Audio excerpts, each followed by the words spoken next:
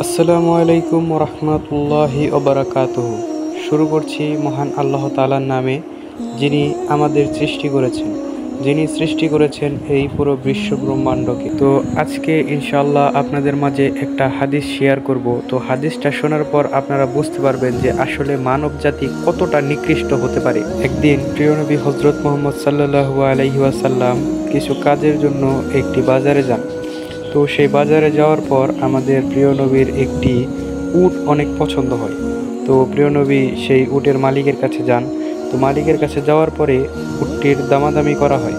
তো যখন হজরত মোহাম্মদ সাল্লাল্লাহু আলাইহি ওয়াসাল্লাম সেই উটটা নেবেন, তখন হজরত মোহাম্মদ সাল্লাল্লাহু আলাইহি ওয়াসাল্লামের পকেটে তখন টাকা ছিল না। তো সে সেই উটের মালিককে বলে, আমি তো এখন টাকা সাথে করে নিয়ে আসিনি, কিছুক্ষণ পর আপনার মূল্য আমি আপনাকে দিয়ে দিব। তো উটের মালিক বলে, ঠিক আছে, সমস্যা নেই, আপনি উট নিয়ে যান, কিছুক্ষণ পর আমার মূল্য আপনি আমাকে বুঝিয়ে দিন। তো তখন বাজারে থাকা অন্যান্য ব্যক্তিরা সেই উটের মালিককে বলছে যে, তুমি কি এই ব্যক্তিকে চিনো? উটের মালিক বলছে যে, না, আমি ওনাকে চিনি না।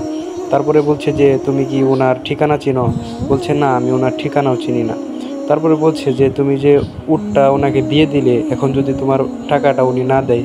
তখন উটের মালিক বলল যে, এত সুন্দর চেহারার মানুষ কখনোই বেঈমান হতে পারে না, উনি কখনোই আমার টাকা মেরে দিতে পারে না। এত সুন্দর মানুষ আমি আগে কখনোই দেখিনি, উনি বেঈমান হতে পারে না। তখন তাদের মাঝে কথোপকথনের মধ্যে একজন সাহাবী এসে বলে যে, এখানে উটের মালিককে? তখন উটের মালিক বলে, আমি উটের মালিক। তখন সাহাবী বলে যে, এই যে আমার হুজুর আপনার টাকা পাঠিয়ে দিয়েছেন এবং আপনাদের খাওয়ার জন্য কিছু খেজুর এবং কিছু রুটি পাঠিয়ে দিয়েছেন।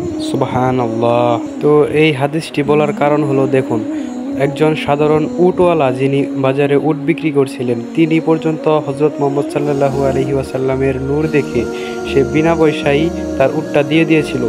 আর ইহুদিরা আমাদের সেই নূরের চেহারাওয়ালা হজরত মুহাম্মদ সাল্লাল্লাহু আলাইহি ওয়াসাল্লামকে পাথর দিয়ে আঘাত করার সময়, মারার সময়, মক্কা থেকে তাড়িয়ে দেওয়ার সময় দুইবার পর্যন্ত ভাবেনি।